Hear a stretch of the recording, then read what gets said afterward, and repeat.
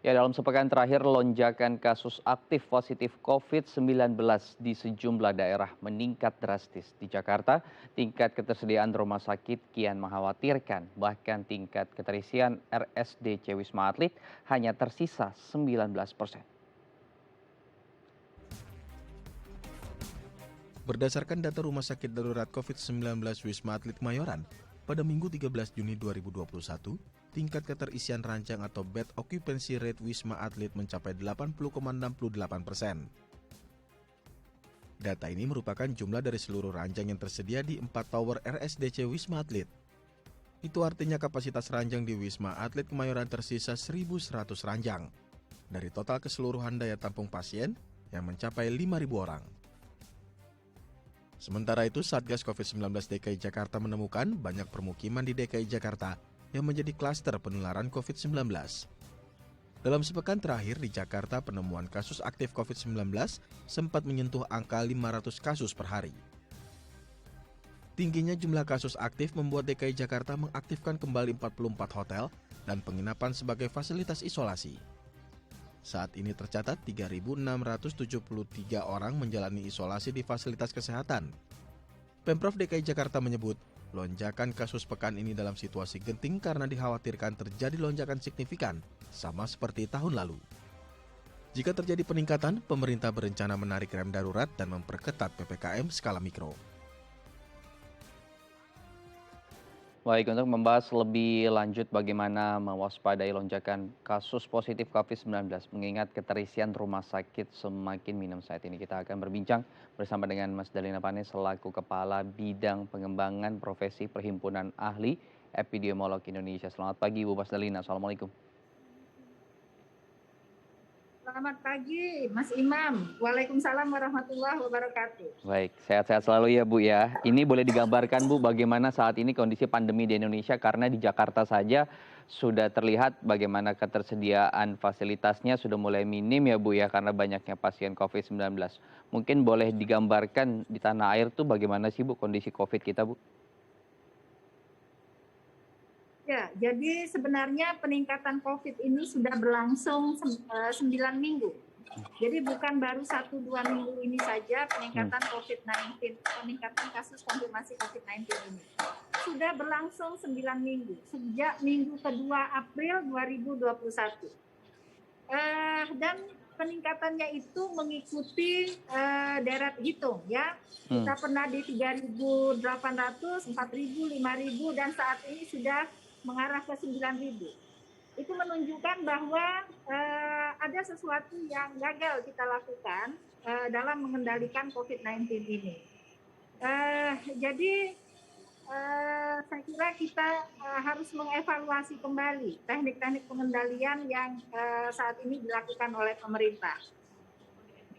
Baik, putusannya kan sudah keluar. Kemarin pernyataan resmi dari Menteri Koordinator Perekonomian dan juga Kesehatan ada pembatasan di wilayah kantor terutama.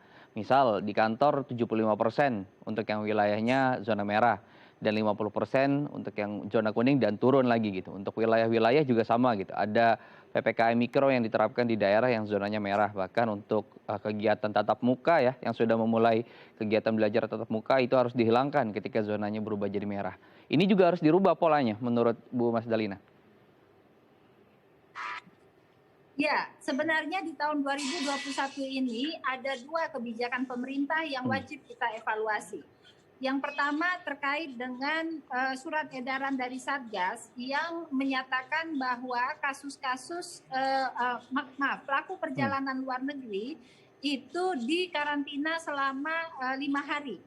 Walaupun pernyataan lisan dari Kasatgas menyatakan beberapa hari terakhir ini karantina dilakukan untuk India dan Filipina selama 14 hari.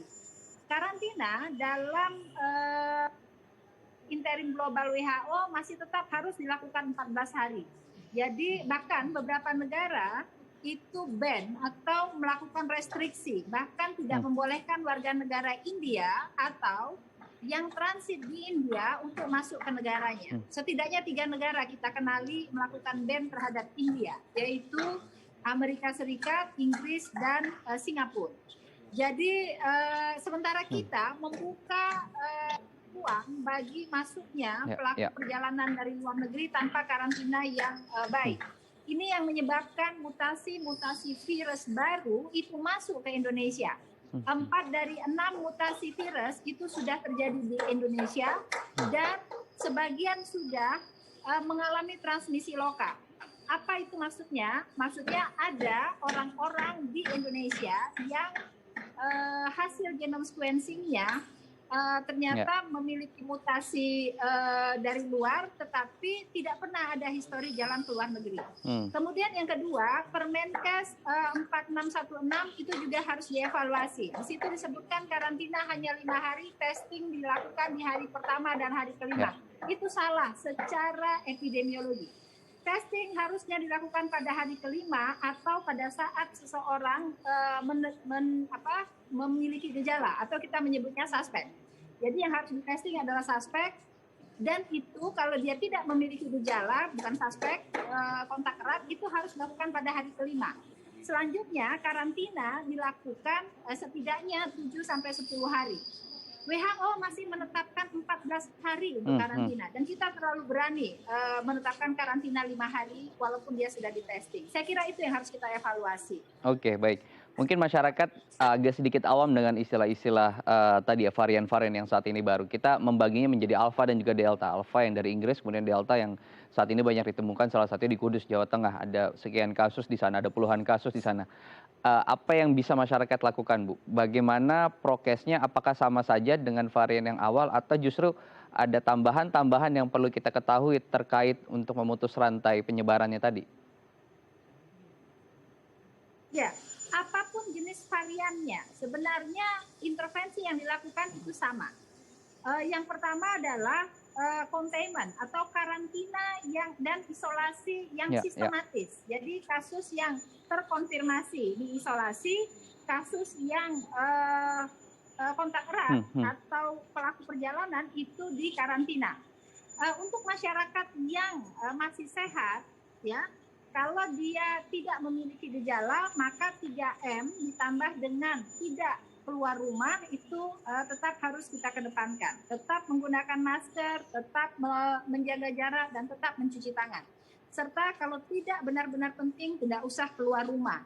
Dan yang terpenting lagi, jauhi kerumunan. Itu untuk intervensi di populasi, apapun jenis mutasi virusnya. Tetapi ini yang harus diperhatikan, karantina bagi kontak erat harus dilakukan 14 hari.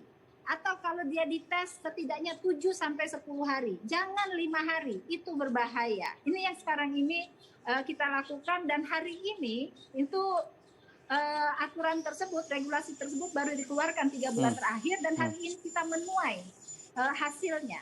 Peningkatan kasus yang sebenarnya walaupun mengikuti deret hitung, tetapi pada beberapa wilayah seperti Bangkalan, Pati, Kudus, Jakarta itu hampir semuanya didominasi penyebabnya oleh mutasi virus baru, terutama varian Delta atau B1617.2. Oke, jadi tadi karantina waktunya harus ditambah gitu ya, tidak bisa dengan menggunakan pola yang sekarang gitu. Sekarang kan kita banyak temukan di Jawa Tengah ya, Bu ya. Apakah kemungkinan gitu ini juga akan bisa menyebar ke wilayah lain, dan apa yang harus diperhatikan dari hal mobilitas gitu? Karena setiap daerah sekarang di pintu masuknya saja sudah tidak ada pembatasan sama sekali gitu. Terakhir dilakukan saat kita menjalani Hari Raya Idul Fitri. Ya, jadi sebenarnya 2 regulasi tersebut adalah melakukan cegah tangkal di pintu masuk, dan yang kedua melakukan intervensi di wilayah. Jadi bagaimana agar mereka, kalau dia sudah masuk Indonesia, hampir seluruh Indonesia ini sudah mengalami transmisi lokal. Karena itu yang harus dilakukan, yang harus dikuatkan adalah tracing. Saat ini 3 bulan terakhir tracing kita melorot jauh angkanya. 3 bulan terakhir, dan itu sejalan dengan peningkatan jumlah kasus. Jadi tracing itu harus dijalankan sistematis, tidak hanya lip service saja. Harus orang-orang yang memang memiliki dedikasi untuk melakukan tracing dan memonitor serta memantau kasus-kasus yang dilakukan isolasi dan karantina. kita sudah pernah mengalami penurunan kasus 10 minggu dan bervariasi di setiap daerah, ada yang sampai 15 minggu dan ada yang sampai hari ini tetap terkendali.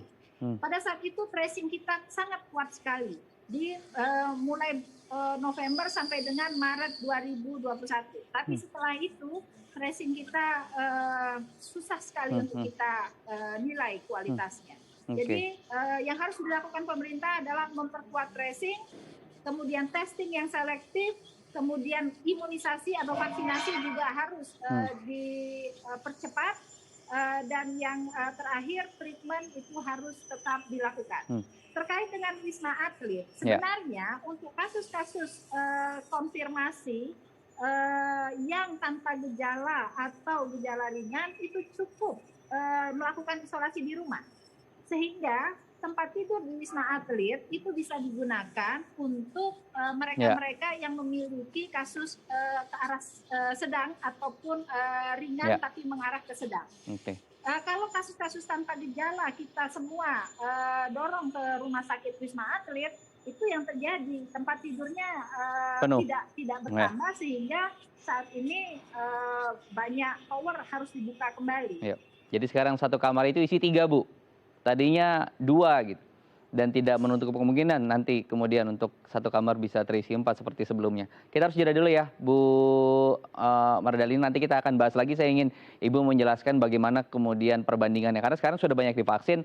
Apakah nanti setelah kita divaksin juga kasus dan juga tingkat kematian akan sama seperti tahun lalu ya? Angka di Jakarta sangat tinggi sekali. Kita jeda dulu pemirsa, jangan beranjak. Kita akan kembali tetap bersama kami di Halo Indonesia.